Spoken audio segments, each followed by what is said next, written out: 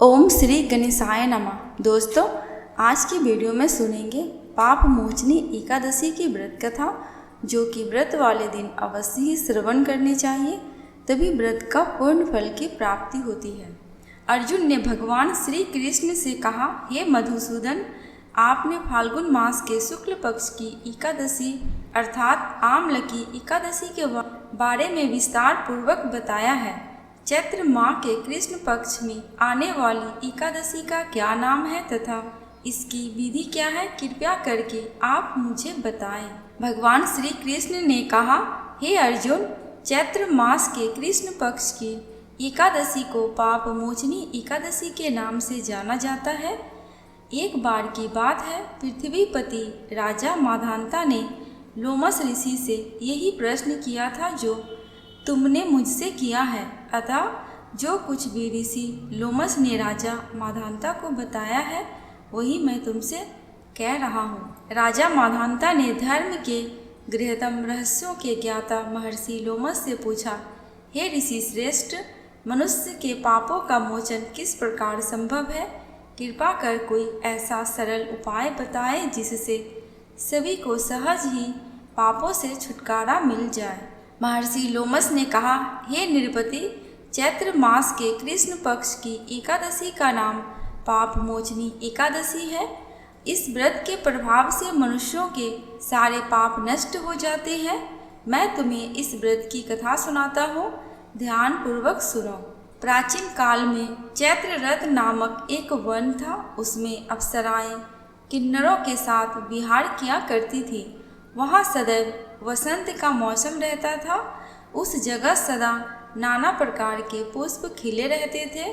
कभी गंधर्व कन्याएं विहार किया करती थी, कभी देवेंद्र अन्य देवताओं के साथ क्रीड़ा किया करते थे। उसी वन में मेधावी नाम के एक ऋषि भी तपस्या में लीन रहते थे। वे शिव भक्त थे। एक दिन मंजू घोषा नामक एक अप्सरा ने उनको मोहित कर उनकी निकटता का लाभ उठाने की चेष्टा की। इसलिए वह कुछ दूरी पर बैठ वीणा बजाकर मधुर स्वर में गाने लगी। उसी समय शिव भक्त महर्षि मेधावी को कामदेव भी जीतने का प्रयास करने लगे। कामदेव ने उस सुंदर अप्सरा के भ्रूण का धनुष बनाया, कटाक्ष को उसकी प्रत्यंचा बनाई और उसके नेत्रों को मंजू घोषा अप्सरा का सेनापति बनाया। इस तरह कामदेव अपने शत्रु भक्त को जीतने को तैयार हुआ। उस समय महर्षि मेधावी भी युवावस्था में थे और काफी हुष्ट पुष्ट भी थे। उन्होंने यज्ञोपवीत तथा दंड धारण कर रखा था। वे दूसरे कामदेव के समान प्रतीत हो रहे थे। उस मुनि को देखकर कामदेव के वश में हुई मंजू घोषा ने धीरे धीरे मधुर वाणी से वीणा पर गायन शुरू किया तो महर्षि मेधावी भी मंजू घोषा के मधुर गाने पर तथा उसके सौंदर्य पर मोहित हो गए। वह अप्सरा मेधावी मुनि को कामदेव से पीड़ित जानकर उनसे आलिंगन करने लगी। महर्षि मेधावी उसके सौंदर्य पर मोहित होकर शिव रहस्य को भूल गए और काम के वशीभूत होकर उसके साथ रमन करने लगे। काम के वशीभूत होने के कारण मुनि को उस समय दिन रात का कुछ भी ज्ञान नहीं रहा और काफ़ी समय तक वे रमन करते रहे। तदपरांत मंजू घोषा उस मुनि से बोली, हे ऋषिवर, अब मुझे बहुत समय हो गया है, अतः स्वर्ग जाने की आज्ञा दीजिए। अप्सरा की बात सुनकर ऋषि ने कहा, हे मोहिनी, संध्या को तो आई हो, प्रातःकाल होने पर चली जाना। ऋषि के ऐसे वचनों को सुनकर अप्सरा उनके साथ रमन करने लगी। इसी प्रकार दोनों ने साथ साथ बहुत समय बिताया। मंजू घोषा ने एक दिन ऋषि से कहा, हे विप्र, अब आप मुझे स्वर्ग जाने की आज्ञा दीजिए। मुनि ने इस बार भी वही कहा, हे रूपसी, अभी ज़्यादा समय व्यतीत नहीं हुआ है, कुछ समय और ठहरो।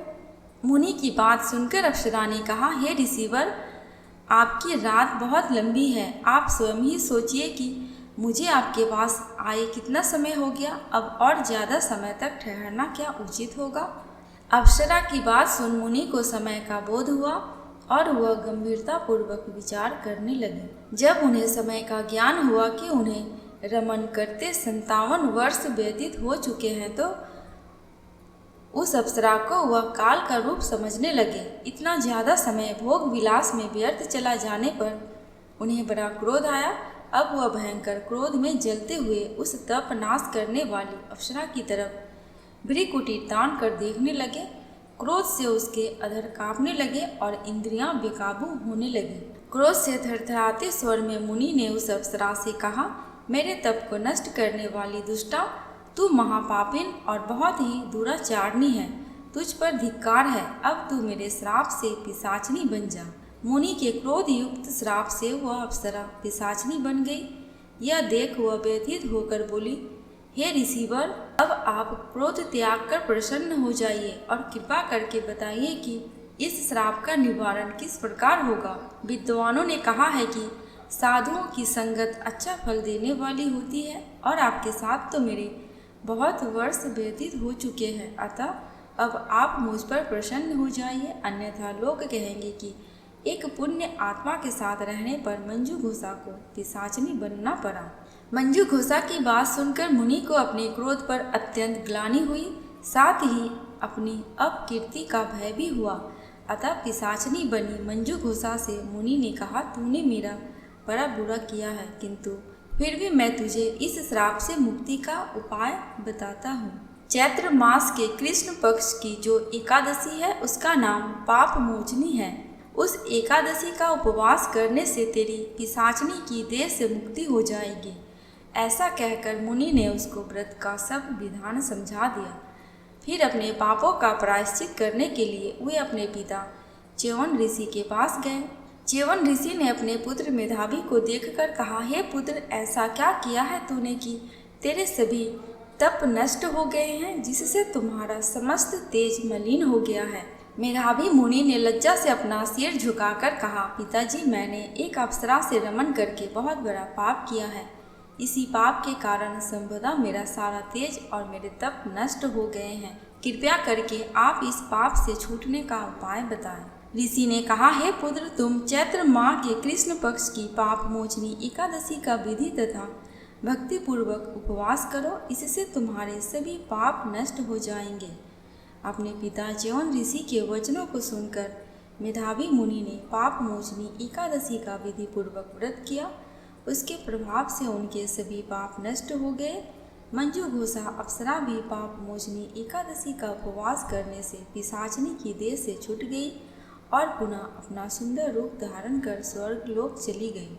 लोमस मुनि ने कहा, हे राजन, इस पाप मोचनी एकादशी के प्रभाव से समस्त पाप नष्ट हो जाते हैं। इस एकादशी की कथा के श्रवण व पठन से 1000 गौ दान करने का फल प्राप्त होता है। इस उपवास के करने से ब्रह्म हत्या करने वाले, स्वर्ण चुराने वाले, मदपान करने वाले, अगम्यागमन करने वाले आदि भयंकर पाप भी नष्ट हो जाते हैं और अंत में स्वर्ग लोक की प्राप्ति होती है। कथा समाप्त।